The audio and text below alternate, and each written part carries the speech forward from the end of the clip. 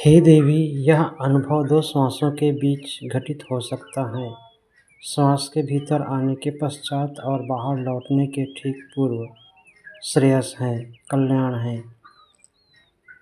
सच्ची शांति, आत्मज्ञान या परम सत्य, जिसे यहाँ श्रेयस कहा गया है, उसे उपलब्ध होने के लिए हमें कहीं बाहर जाने की ज़रूरत नहीं है। यह हमारी आती जाती हुई सांसों के बीच छुपे हुए एक बहुत छोटे से ठहराव, गैप को महसूस करने से मिल सकता है।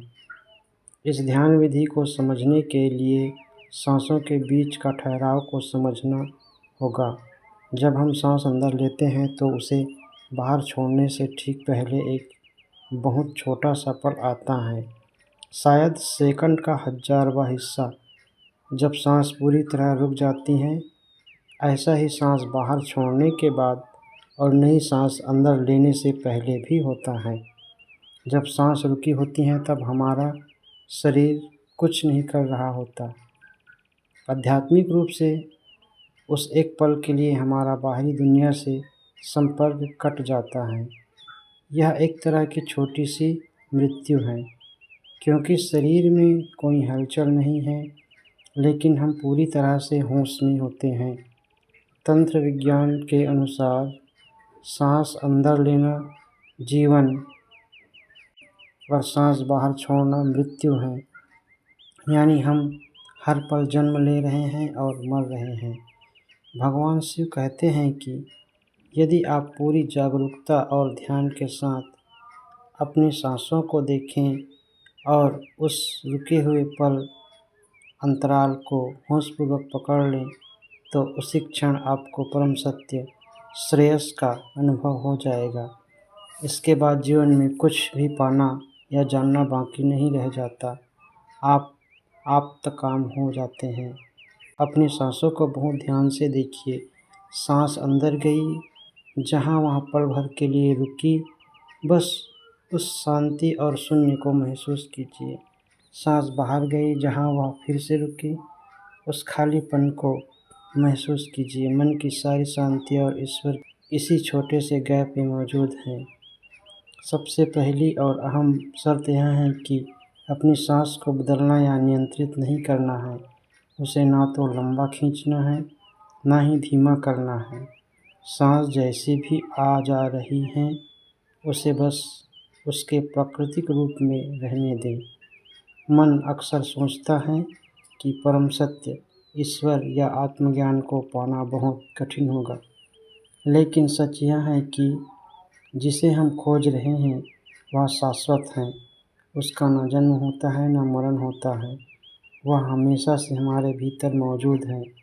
हमें बाहर से कुछ भी लाकर अपने अंदर नहीं जोड़ना है। कमी सिर्फ हमारे बोध या होश की है, अवेयरनेस की है। अब इस विधि का प्रयोग कैसे करें? प्रवेश द्वार पर ध्यान। जैसे ही हवा आपके नाक के नाखूनों को छुए, अपना पूरा होश वहीं ले आएं।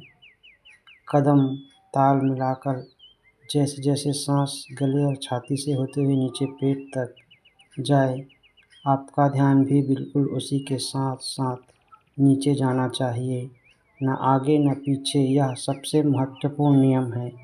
आपको सांस से आगे नहीं भागना है और ना ही पीछे छूटना है।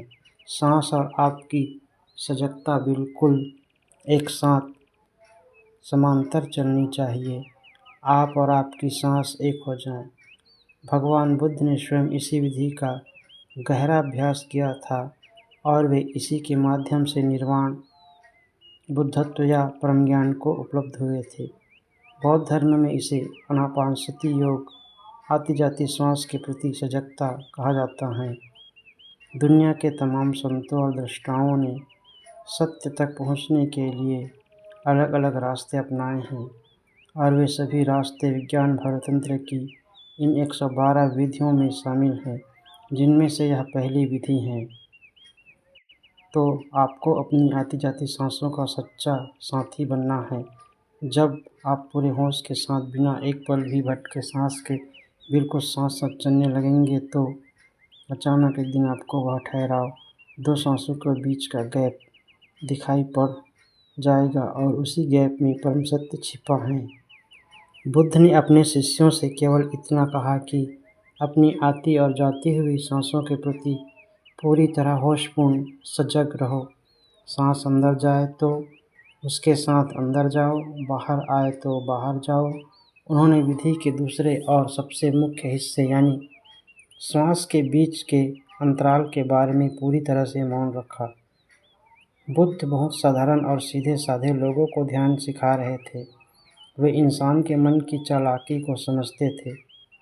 यदि वे पहले ही बता देते कि असली सत्य उस ठहराव में छिपा है तो लोगों के मन में उस अंतराल को पाने की एक नई इच्छा या कामना पैदा हो जाती। मन का स्वभाव है कि वह हमेशा मंजिल या भविष्य की तरफ भागता है।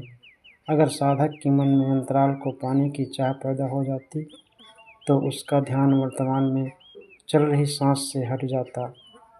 वह सांस के साथ चलने के बजाय आगे भागने लगता कि वह खालीपन कब आएगा। इससे सांस के साथ साथ कदम मिलाकर चलने का पूरा प्रयोग ही खंडित और खराब हो जाता। यही कारण है कि बुद्ध की विधि आधी जान पड़ती है, लेकिन यह पूरी तरह से वैज्ञानिक है। आपको अंतराल की फिक्र करने की कोई ज़रूरत नहीं है। अगर आप सिर्फ अपनी सांस के प्रति होश को गहरा, सघन और सूक्ष्म करते चले गए, इतना कि पूरी दुनिया भूल जाए और सिर्फ सांस का आना जाना याद रहे, तो वह अंतराल आपको अपने आप मिल जाएगा। भविष्य के किसी ठहराव या मंजिल की चिंता नहीं करनी है। बस पूरी ईमानदारी के साथ वर्तमान में चल रही सांस या का साथी बने। जब आपकी सजगता पूरी तरह से पैनी हो जाएगी तो ऐसा हो ही नहीं सकता कि सांस रुके और आपको पता न चले। जब सांस ठहरती है तो वह अवस्था बिना किसी प्रयास के स्वतः ही आपके अनुभव में आ जाएगी और उसी शांति में श्रेयस परम सत्य का वास है।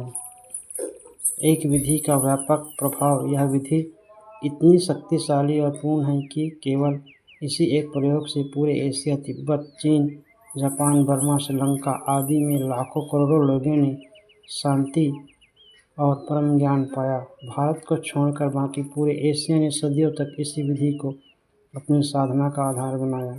भगवान बुद्ध ने इस विधि आनापानसति का प्रयोग किया और यह दुनिया भर में बौद्ध धर्म की पहचान बन गई। इसका नुकसान यह हुआ कि हिंदुओं ने इसे बौद्ध की विधि मानकर इससे दूरी बना ली और इसे भुला दिया। दूसरी तरफ कुछ बौद्धों ने यह दावा करना शुरू किया कि विज्ञान भैरव तंत्र जिसमें शिव यह विधि पार्वती को बता रहे हैं, असल में एक हिंदू ग्रंथ है ही नहीं बल्कि बौद्ध ग्रंथ है। ध्यान का कोई धर्म नहीं होता। ध्यान की कोई भी तकनीक ना तो हिंदू होती है और ना ही बौद्ध। विधि सिर्फ एक विज्ञान या उपकरण है। ठीक वैसे ही जैसे गुरुत्वाकर्षण का नियम, बुद्ध ने इस विधि का उपयोग किया और वे बुद्ध कहलाए। लेकिन यह विधि बुद्ध के जन्म से बहुत पहले से अस्तित्व में थी।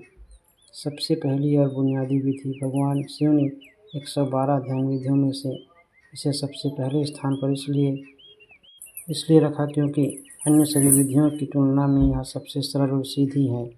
हालांकि इसका मतलब यह नहीं कि इसे साधना आपके लिए बिल्कुल आसान होगा। इसमें एकाग्रता और धैर्य लगता है, लेकिन प्रक्रिया के लिहाज से इसमें कोई जटिलता नहीं है। यह विधि किसी एक धर्म या संप्रदाय की जागीर नहीं है। यह एक शुद्ध वैज्ञानिक प्रयोग है जिसने सदियों से अनगिनत लोगों को सत्य का मार्ग दिखाया है। इंसान को चाहिए कि वह धार्मिक विवादों और लेबलों को भूलकर इस सरल और बुनियादी विधि का अपने जीवन में उपयोग करें।